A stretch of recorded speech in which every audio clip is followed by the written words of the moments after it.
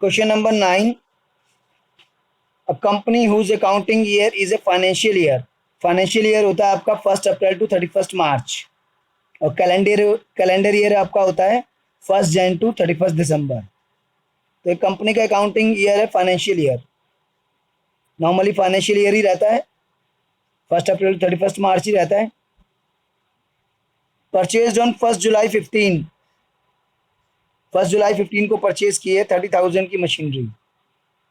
Further machinery purchase की है Jan 16 and October 16 में 20,000 की और 10,000 की। जैसे कि मैंने यहाँ पे लिखा हुआ है शॉर्ट फॉर्म में, क्वेश्चन की डिटेल आप भी लिख लिया करो ताकि दोबारा ना देखना पड़े। July 15 30,000 परचेज, January 16 20,000 परचेज, जनवरी सॉरी October 16 10,000 परचेज। देन 1 अप्रैल 17 को जो 1 जुलाई 15 वाली मशीन थी उसका 1/3 पार्ट हमने बेचा है 3,000 में। On 1 April 17, 1/3 of the machinery installed on 1 July 15 became obsolete and was sold for 3,000। तो जो फर्स्ट वाली मशीन थी उसका 1/3 पार्ट खराब हो गया और हमने 3,000 में सोल्ड कर दिया। तो इसमें पार्ट ऑफ मशीनरी सोल्ड आ गया हमारे लिए। और हम 10% फिक्स इंस्टॉलमेंट मेथड यूज़ करते हैं। हमें मशीनरी अकाउंट बना के दिखाना है, चलिए करते हैं। सबसे पहले 1 जुलाई 15 बैंक अकाउंट, फर्स्ट मशीनरी 30,000। ये ईयर एंड हमारा होगा 31 मार्च 16 को, और इससे पहले 1 जन 16 पड़ता है। तो यानी कि जो सेकंड मशीन हमने खरीदी वो भी फर्स्ट ईयर में ही है। 15-16 जरूर चेंज हुआ है लेकिन ईयर एंड नहीं हुआ, ईयर एंड मार्च में होता है, March 16 में, और ये Jan 16 है। तो सेकंड मशीन भी फर्स्ट ईयर में ही है। March 16 जब ईयर एंड होगा डेप लगाएंगे फर्स्ट एंड सेकंड मशीनरी का। यहाँ मैं कैलकुलेट करके दिखा देता हूँ आपको depreciation for first year.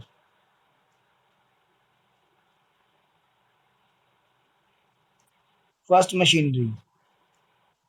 Machinery थी 30,000 की, 10% डेप उसने बोला है, एंड 1 जुलाई टू 31 मार्च 9 मंथ्स होते हैं, तो ये आ जाएगा 2250। सेकेंड मशीनरी वो है हमारी 20,000 की, 10%, 1 Jan टू 31 मार्च 3 मंथ्स,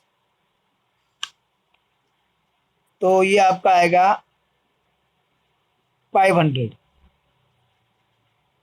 ये यहाँ डाल देते हैं, चलिए 2250 जुलाई to March first machinery 9 months, 500 second machinery Jan to March 3 months, total हो गया 2750। Balance carried down first machinery second machinery, 30,000 minus 2250 27750, 20,000 minus 500 19,500,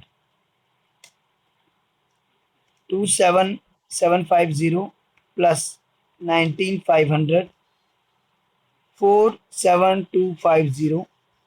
cross check कर सकते हो 50,000 माइनस 2750 करके, तो दो तरीके से आपकी कैलकुलेशन चेक हो जाएगी। फिर चलिए ये आपका हो गया कैरेट डाउन फर्स्ट ईयर के एंड में 31 मार्च 16।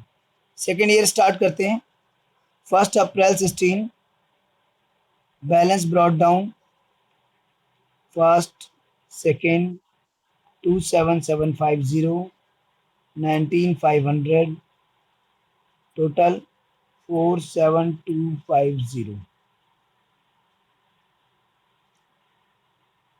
सेकेंड ईयर एंड होगा आपका 31 मार्च 17 में, लेकिन October 16 में आपने एक और मशीनरी खरीदी है।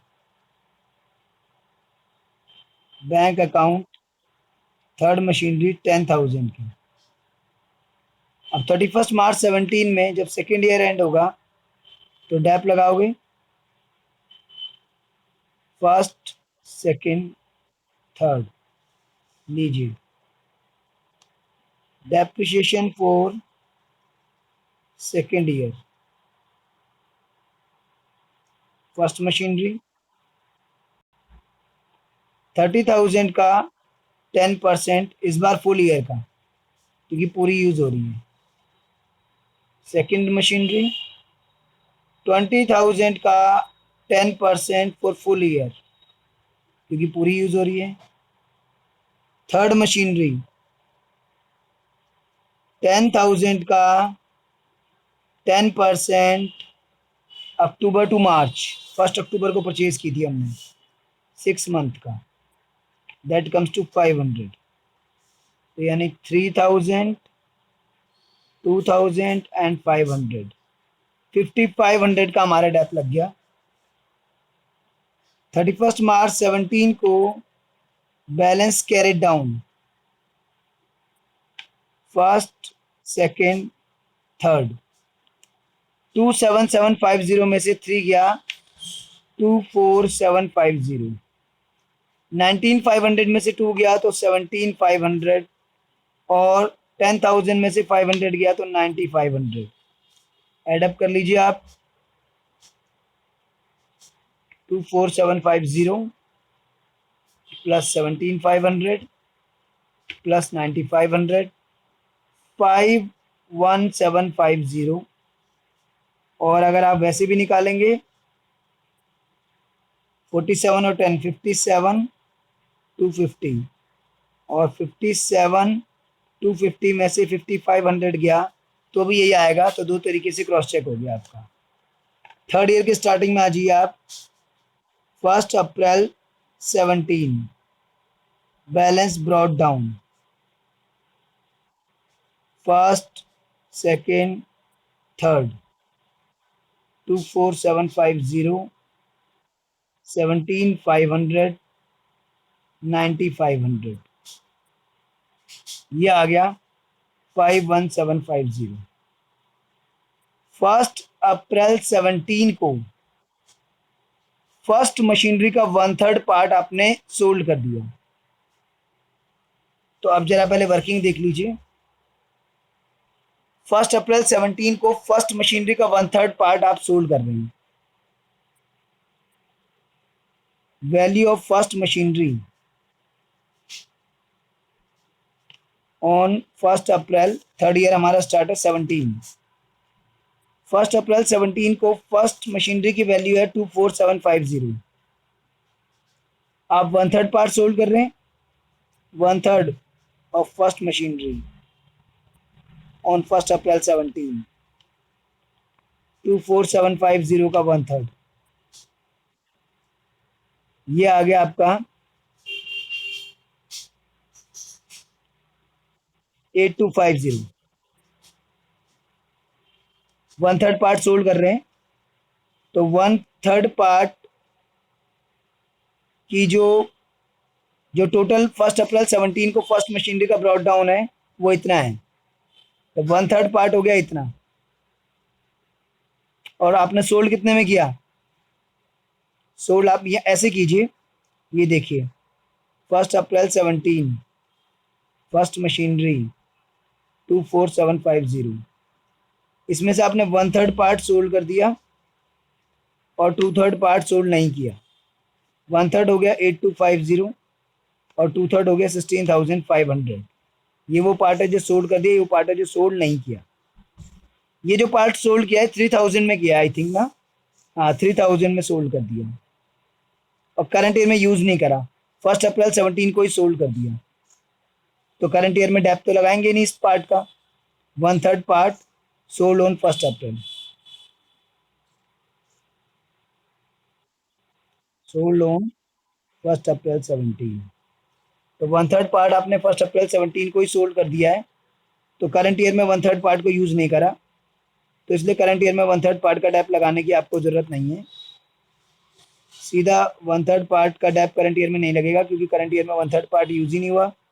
सीधा जो सोल्ड किया वो माइनस कर दीजिए, 5250 का लॉस हो गया भैया, लॉस ऑन सेल। अब बाकी बची 2/3 पार्ट की बारी। ये तो आपने पूरे साल यूज किया, इस पे डैप लगाओगे। स्ट्रेट लाइन मेथड है तो डैप ओरिजिनल कॉस्ट पे लगेगा। तो यहां पर आपको ओरिजिनल कॉस्ट का भी 1/3 2/3 करना पड़ेगा। ओरिजिनल कॉस्ट थी आपकी, ओरिजिनल कॉस्ट 30,000 थी, 1/3 10,000, 2/3 20,000। 1/3 पार्ट तो आपने बेच दिया, उसकी कहानी तो खत्म। जो 2/3 पार्ट आपके पास बचा हुआ है, उसकी ओरिजिनल कॉस्ट 20,000 है, डेप्रिसिएशन 10% है, ये आपका आ गया 2,000, और ये बैलेंस आ गया 14,500।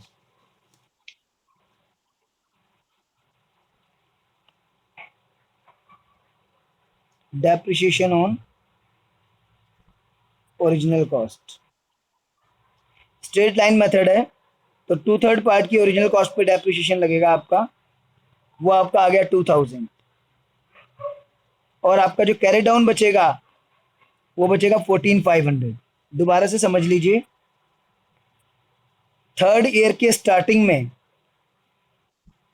आपकी फर्स्ट मशीन की वैल्यू थी 24750, और थर्ड ईयर के स्टार्टिंग में आपने उसका 1/3 पार्ट सोल्ड कर दिया, 2/3 पार्ट सोल्ड नहीं करा, तो उसको ब्रेकअप कर लिया 1/3 और 2/3 में। 1/3 पार्ट जो सोल्ड कर दिया उस पर 3,000 का डेप लगा दिया, सॉरी 1/3 पार्ट जो सोल्ड किया वो तो स्टार्टिंग में ही सोल्ड कर दिया 1 अप्रैल को ही, तो डेप तो लगाने की जरूरत ही नहीं है। आपने सोल्ड किया 3,000 में, सोल्ड फॉर 3,000, और 1/3 पार्ट था 8250 का, तो लॉस ऑन सेल हो गया 5250। ये तो 1/3 पार्ट की कहानी खत्म हो गई जो सोल्ड हो गया। अब बात करते हैं 2/3 पार्ट की जो सोल्ड नहीं हुआ। तो ब्रॉड डाउन में 2/3 है 16,500, यानी 2/3 पार्ट की जो वैल्यू है 1 अप्रैल 17 को 16,500 है। अभी 2/3 पार्ट सोल्ड नहीं हुआ है तो उस पर डेप तो लगाना है, बट डेप तो ओरिजिनल कॉस्ट पे लगता है, तो 16,500 पे तो लगाएंगे ही नहीं। तो 2/3 पार्ट की ओरिजिनल कॉस्ट थी 20,000, उस पे लगाएंगे 10% है क्वेश्चन में, 10% डेप ऑन ओरिजिनल कॉस्ट। 20,000 का 10% 2,000, यानी डेप लगेगा तो ओरिजिनल कॉस्ट पे और घटेगा आज की वैल्यू में से, जैसा कि हमेशा ही होता है ओरिजिनल कॉस्ट मेथड में। ओरिजिनल कॉस्ट पे लगता है और ब्रॉड डाउन में से लेस होता है, पर पूरे ब्रॉड डाउन में से लेस नहीं होगा, 2/3 पार्ट के ब्रॉड डाउन में से लेस होगा। और आपका बचेगा कैरी डाउन जो सेकंड फर्स्ट मशीनरी है 14,500 का। ठीक है, चलिए अब इसको करते हैं।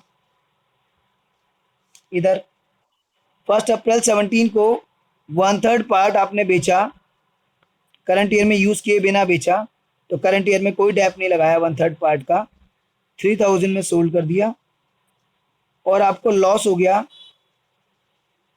5250 का, जो कि वर्किंग नोट से आपने निकाला। फिर जब आपका ईयर एंड होगा मार्च 18 में, मार्च 18 में ईयर एंड होगा, कोई नई मशीन तो नहीं खरीदी, नहीं कोई नई मशीन नहीं खरीदी, तो मार्च 18 में जब ईयर एंड होगा तो आप डैप लगाओगे, किस किस का लगाओगे, फर्स्ट मशीनरी के पार्ट का, 2/3 पार्ट का, सेकंड मशीनरी का और थर्ड मशीनरी का। तो फर्स्ट मशीनरी की पूरी वर्किंग हमने यहाँ पर कर रखी है, 2,000 उसका है, और उसके बाद डैप लगाने के बाद जब बैलेंस कैरेट डाउन करोगे तो फर्स्ट मशीनरी के पार्ट का तो हमने कैरेट डाउन भी वर्क कर रखा है 14,500। अब सेकंड और थर्ड मशीनरी की बात कर लेते हैं।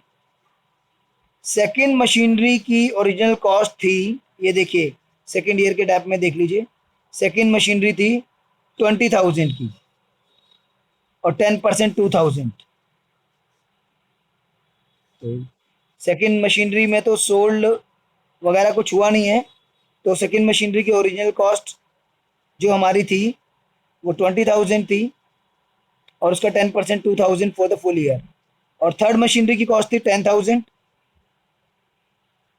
और थर्ड ईयर में तो पूरा ही लगेगा उसका, क्योंकि सेकंड में हमने परचेज की थी, थर्ड ईयर में पूरी यूज़ की है। तो 10,000 का 10% 1,000, तो टोटल डेप हो गया आपका 5,000। कैरेट डाउन, फर्स्ट वाले का तो हम निकाल नहीं सकते ऐसे डायरेक्ट माइनस करके, क्योंकि इसमें 1/3 और 2/3 दोनों पार्ट हैं। तो फर्स्ट वाले का तो हमने वर्किंग नोट में 1/3 2/3 पार्ट अलग अलग करके कर लिया। सेकेंड वाली का तो हम निकाल सकते हैं। 17,500 ब्रॉड डाउन है, 2,000 का डैप है, 15,500। और थर्ड का 9,500 का जो है हमारा ब्रॉड डाउन है और 1,000 का लग गया, तो 8,500। टोटल हो गया हमारा 38,500 ये। अब ये हम चाहें तो टोटल में से करके भी कर सकते हैं,